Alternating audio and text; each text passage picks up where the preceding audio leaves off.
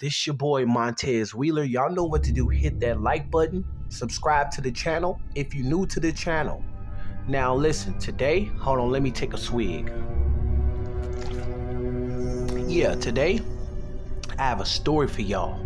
Now this story right here is crazy. So what I want you to do is roll up your blunts, drink your eat your food, warm it up, get your popcorn, get it ready, because this story right here is gonna be greasy. Alright? So you got this guy named Jared, right? Now Jared, he a black guy, and he dating a white girl. Her name is Katie, right? So Katie and Jared got this relationship, like, always arguing, always fighting. Katie family never approved of Jared in the first place. But on May 1st, 2022, Katie's mom had got really suspicious. Katie didn't show up to work. So her friends called around, and what it even got even more worse is that Katie's mom had received calls from her friends. Everyone except Jared. Everyone was worried about where Katie was. She didn't show up to work. So Katie's mom, before she made a missing persons report, what she did was she said, okay, let me call Jared, because of course they live together and they probably done separated. She went somewhere, he went somewhere, because they probably got into another argument. Mind you, Katie's white. This is her mom's white, by the way. So Katie's mom calls Jared. Jared don't answer. She called him.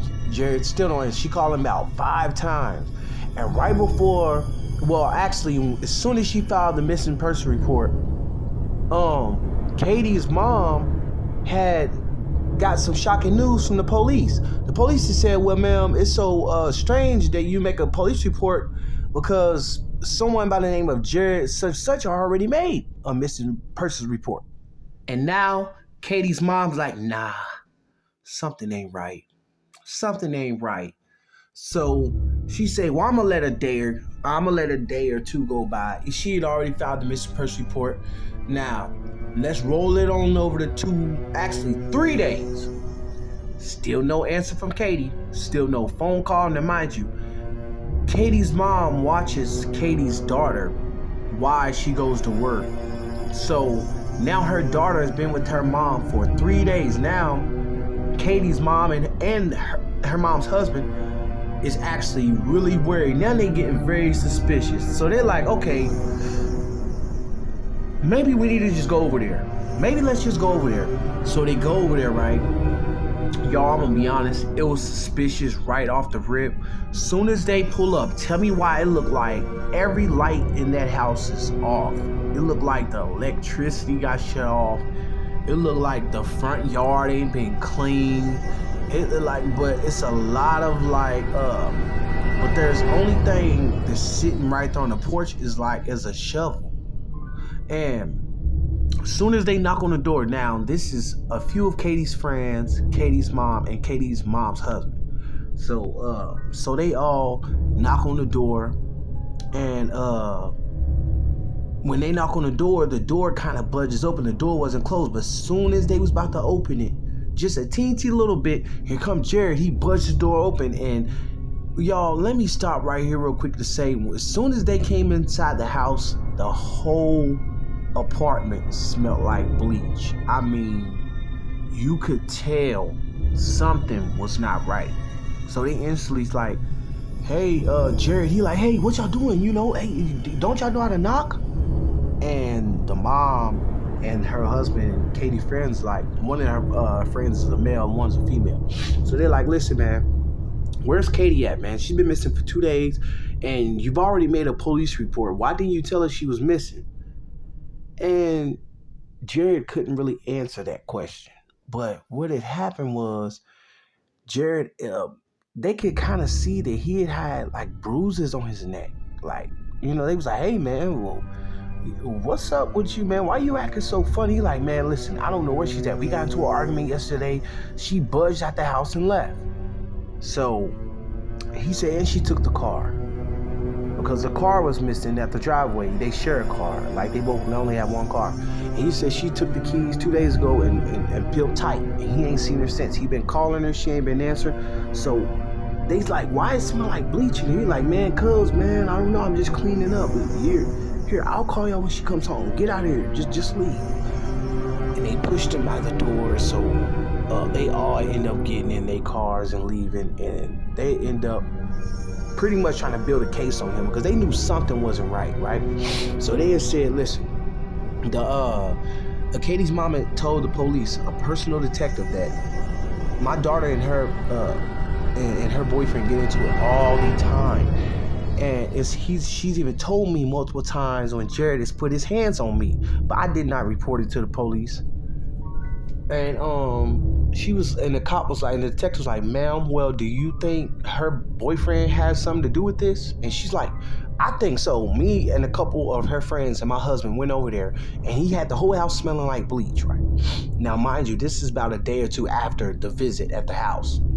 Now it's been about 5-6 days in, right? So the detective's like, look, we're going to put surveillance on the house tonight, okay? So don't make any contact with him, and if he does call, matter of fact, what's his last name? She gave him the last name, and they had looked him up. He was actually already in their police database because he had these problems prior with the other women he was with. You know, the fighting, the arguing, and the DVs and all that. So they had pretty much said, just sit tight. The detective saying this, just sit tight and we'll let you know an update. We're about to set up an investigation, a surveillance sting tonight, and we're going to see what's going on. We're going to set up it, and we have the warrant already from the statements that you gave us about their past of, you know, arguing and her calling the cops on him and all that. So we have enough to go, and, you know, if we get enough evidence, we can search the house. So make a long story short, skipping up a little bit, they had wound up going, it's the 7th night, so it's about 10 p.m., right? Now, they do a surveillance on the house, right? You got 2 detectives. They sitting in the car, right? They got the binoculars sitting there looking at the house like, oh, man, it's been 3 hours, still nothing. And as soon as they like, let's wait, like the other detective like, man, just something's telling me in my gut to just wait. Now, 5-10 more minutes. And the other detective's like, all right, well, let's just sit here and wait. Let's give it about 30 more minutes, actually. Let's just sit here. Because, you know, the other cop was determined, like, someone was telling him just to tell his partner that, hey, let's just stay real quick. And as soon as 10 minutes go by, they're like, all right, let's just come back tomorrow. As soon as they about to put the key and tie the ignition to start the car up, all of a sudden they see a light come on in the house. They're like, wait, cut the car. Wait, stop. So they looking. All of a sudden, they see someone peek out the blinds. And they see Jared leave the house. So they follow Jared, right? They follow Jared. He goes to a nearby Walmart, somewhere by the house, right? And he go to this Walmart, and he go in for about maybe 15 minutes, and he's out within about 15-16 minutes. So he come out with a bag in his hand, and it's a black bag full of stuff. It looked like kind of like cleaning supplies. So they had followed Jared all the way back home. Now, before Jared went in the house, he was looking left to right to make sure no one was watching him. So he go back in the house, and he shut the door, but then he opened back up the door and started spraying something outside the door, and then he shut the door again. So they was like, wow, that's weird. So you know what, let's just visit him tomorrow. So they're like, okay, we're gonna make him feel like, you know, he got away with something tonight if he is up to something, but tomorrow we're gonna visit him, and this one we're gonna get the wheels rolling. So they had wound up going back telling Katie mom and her husband that we got him coming out. He went to Walmart to get something, a bag of something, and he came out spraying something. And Katie's mom was like, it's maybe that bleach smell that we were smelling. And she was like, well, today we're gonna go, well, I mean, not today, tomorrow, I'm sorry, y'all. Tomorrow we're gonna go and visit him and see what's really going on. I got tongue-tied, y'all, my bad. I don't write down these stories. I know how to already tell them on my head.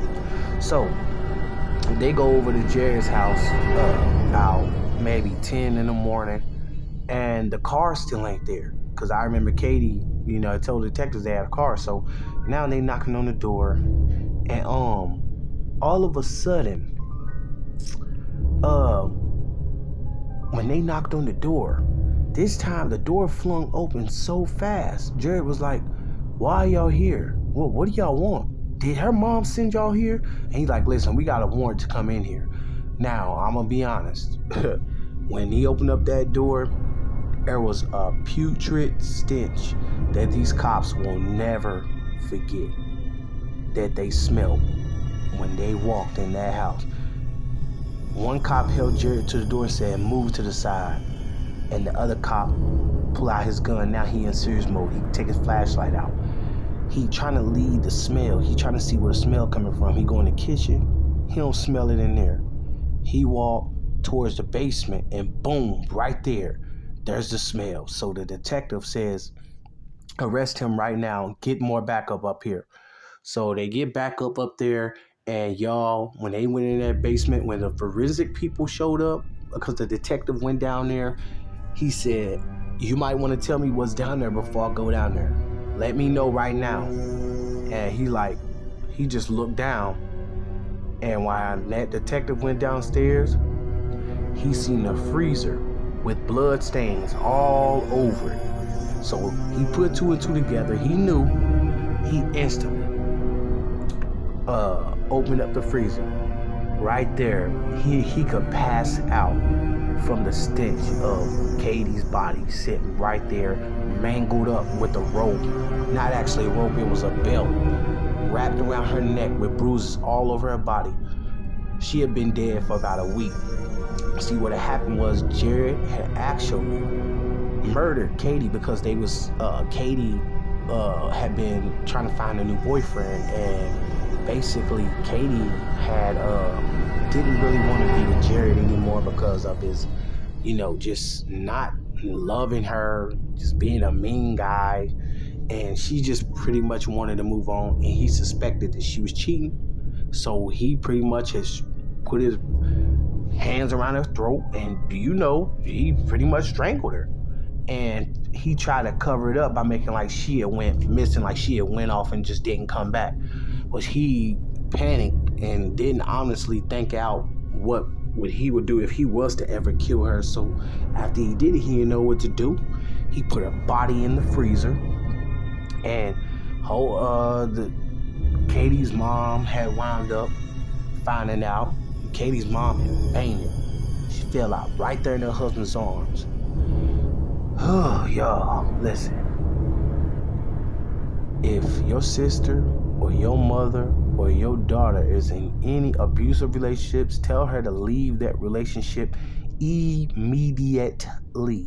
Y'all hit that like button right now. Subscribe to this channel. Here go another story for y'all. And that was a Tell a Story series right there. Here go another story for y'all, man. Yeah, he killed his girlfriend and put her body in the freezer. Thank y'all.